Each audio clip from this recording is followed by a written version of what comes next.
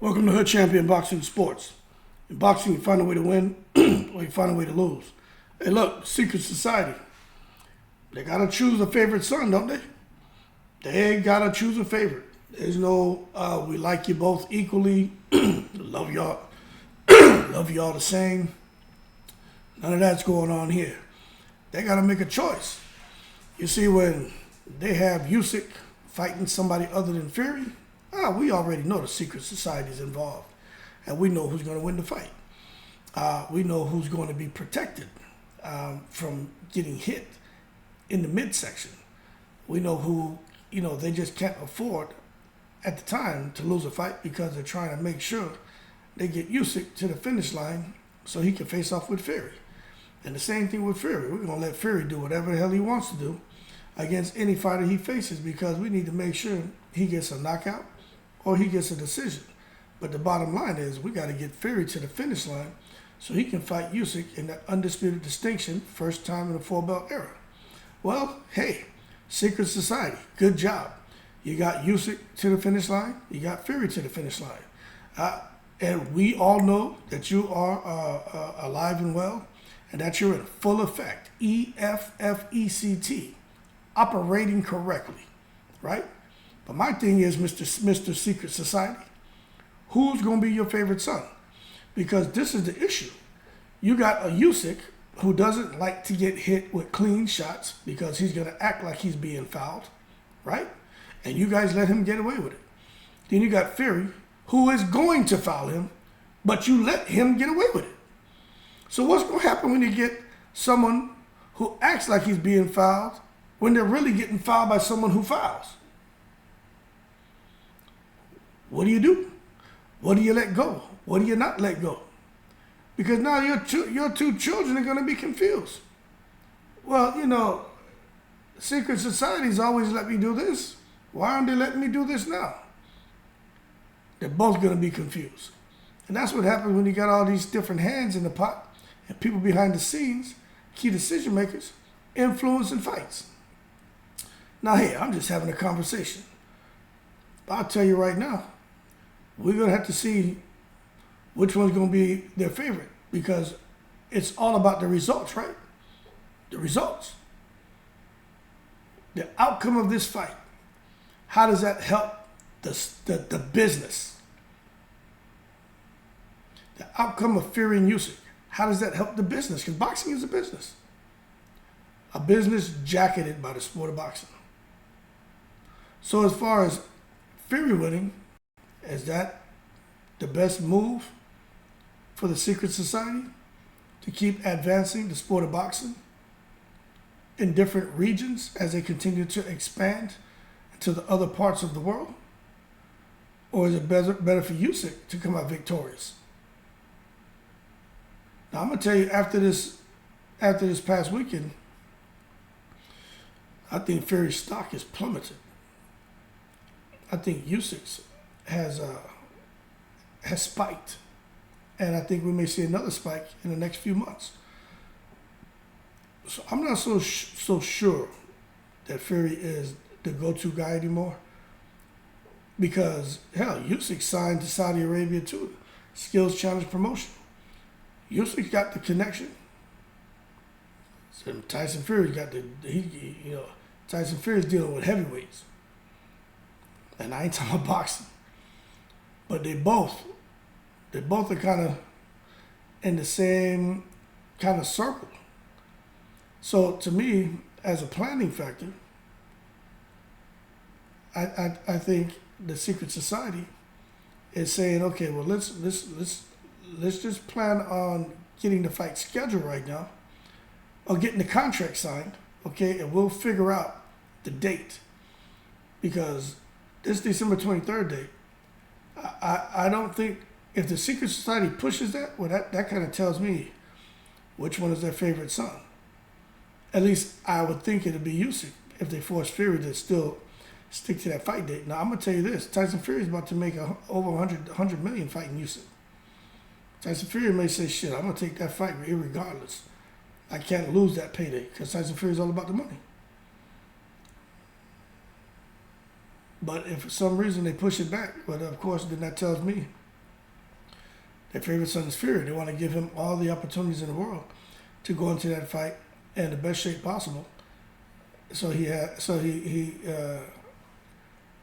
can become undisputed, and then he can come back and use those results to keep advancing the sport of boxing. Let me tell y'all something, man. People think I'm always joking about the secret society stuff. I'm not playing.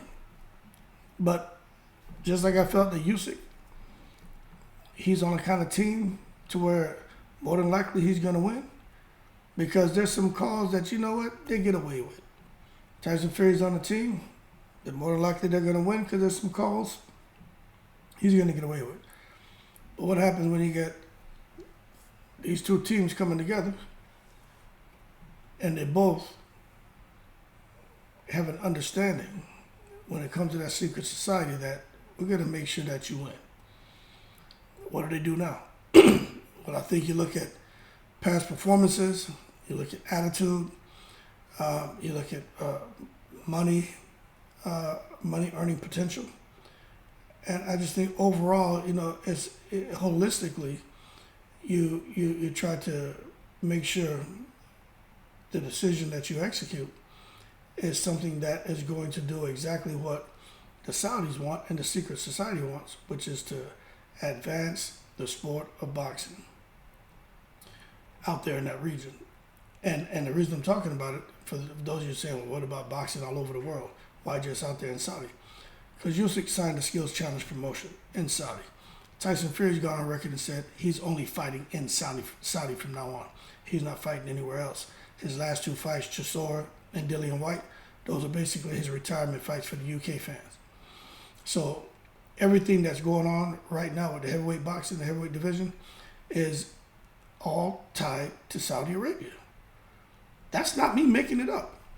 So if Usyk wins or if Fury wins, whatever happens, all right, then the fights are going to be made right there because Saudi will own the undisputed heavyweight champion. So for the fights they make, fighters are going to have to come there and fight. You guys understand that's what's happening here, right? You know we're like 3 to 6 months away from Saudi Arabia controlling the whole heavyweight division. I mean, that's a fact what I'm telling you. Come on now, look at it. And you think Saudis are going to sit there and have Usyk be the undisputed champion and go fight in Vegas? Somewhere that the dead people ain't trying to go to? You think they're going to be trying to go fight in Poland? Sure as hell ain't shit going on in Ukraine. Maybe Africa. They're easing into that market. But what I'm telling you is, the Saudis they out here playing chess. And I wouldn't be surprised if they pick up someone else, another real big name. It'll blow your mind. And they end up with another undisputed champion, maybe 2 more undisputed champions. Because when you got the money to get Miguel Cotto out of Puerto Rico to come out there to Saudi Arabia, oh, you can make anything happen. I don't care about no damn Vince McMahon out there looking like Ratatouille and The Undertaker and Sugar Ray Leonard out there, his bougie ass, not wanting to he winking at everybody and not wanting to shake hands and take pictures. He be acting funny. But I'm talking about the real one, Miguel Cotto. He don't care about all that crap, dog and pony shows. Miguel Cotto's like, man, all he want to do in Puerto Rico is eat pinchos, some habichuelas, some arroz con grandule, man, and chill out with his family and kids, man, and wear pink Crocs. Miguel Cotto not worried about all that crap. But if the Saudis got the money to get him out of that little small island over there in hot Saudi Arabia, oh, they can make. I don't underestimate their power and their ability to get what the hell they want. I'm gonna tell y'all right now, man. Y'all need to pay attention. It's happening right in front of our eyes, and people don't understand it. Saudis are getting a step closer to running the whole sport of boxing. They already got Eddie Hearn on board. They already got Bob Arum, Frank Warren. Those two are pretty much the powerhouses in boxing. Al Heyman, he ain't no powerhouse in boxing no more. De La Hoya, negative. Lou DiBella, what's that shit? Whammy. Like, I just want to give his ass a whammy. None of those guys making no decisions in boxing anymore. It's really Matchroom and Top Rank. Those two are holding it down. Al Heyman can get back on his feet, but we're gonna see what move he makes. But I'm telling y'all right now, Bob Arum already came out and said, we control most of the money in boxing. So, we do what we want. Any fighters want to fight our guys, well, they got to talk to us. So basically, Bob Arum is flexing his muscle like, look, our secret society is speaking right now. So you need to listen. That being said, we're going to see who they choose as a favorite son. You look at Tyson Fury, all right, he had the issue with Ngannou. I think he's going to come back, and he's going to be that Tyson Fury that fought Wilder is going to scare people. I think he's going to knock out Usyk. I'm telling y'all right now, you better pay attention. Tyson Fury going to pull out all the stops. He's going to come in there and try to make him look like a little rabbit, make him look like a little cruiserweight, like a light heavyweight, who should be nowhere near a 270-pound man in the ring. I'm telling you, that's what's coming. And people are going to say, well, damn, Tyson Fury's back. No, I'm telling you right now. I'm telling you what's going to happen. If I'm wrong, I'm wrong. But I'm not a gambling man. I'll bet. I may even put $25 on that.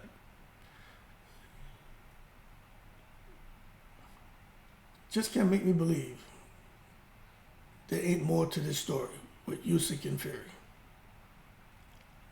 Both of these guys about to fight for the undisputed distinction. Deontay Wilder can't get an opportunity. Nobody. And AJ out there, they protected him from taking another loss. But Eddie Hearn is a good talker. They don't even want AJ to fight Deontay Wilder. They try to put AJ in the ring with Manuel Char. Are you kidding me? They don't even want AJ to fight Jay.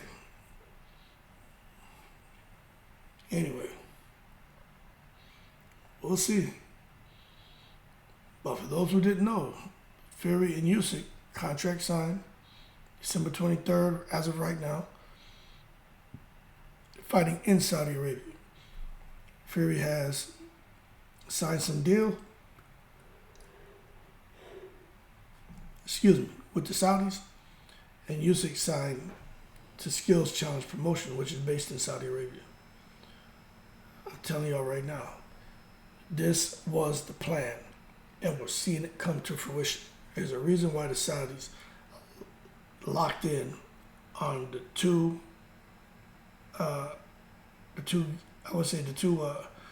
not the gatekeepers of the heavyweight division, but I would say they got the two guys with the hardware.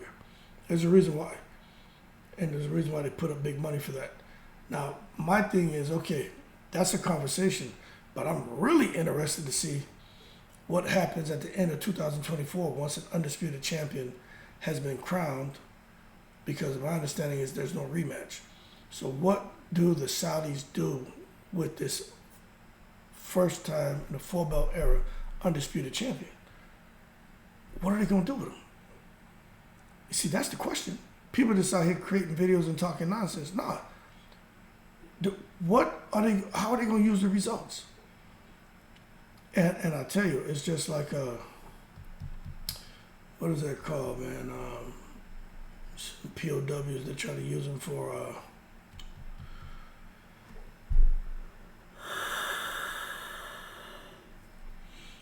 what's that called? When you get guys to come out there and say propaganda. You may see Usyk or Fury being used, and there will be a whole lot of propaganda and craziness going on for them to come out now and say a bunch of great things about Saudi. Now, I'm going to tell you, if they want that, well, they should just get Roy Jones, because Roy Jones did that crap for the Soviet Union. Roy Jones will do it for anybody. You give Roy Jones a little money, he'll do it. He'll come out there and say how great Saudi is and how nobody's over there, nobody understands them. We'll get Dennis Rodman. He'll come out there and do the same thing like he did for North Korea. But if you can get someone like Usyk and Fury to do it, more people will listen. And I just think that's dangerous. But their business, not mine. I'm just here to talk about it. Y'all keep cool. Shout out to the veterans of all 7 continents. Secret society, they're going to have to choose a favorite son. I think they already kind of chose him. But we're going to find out in the breeze.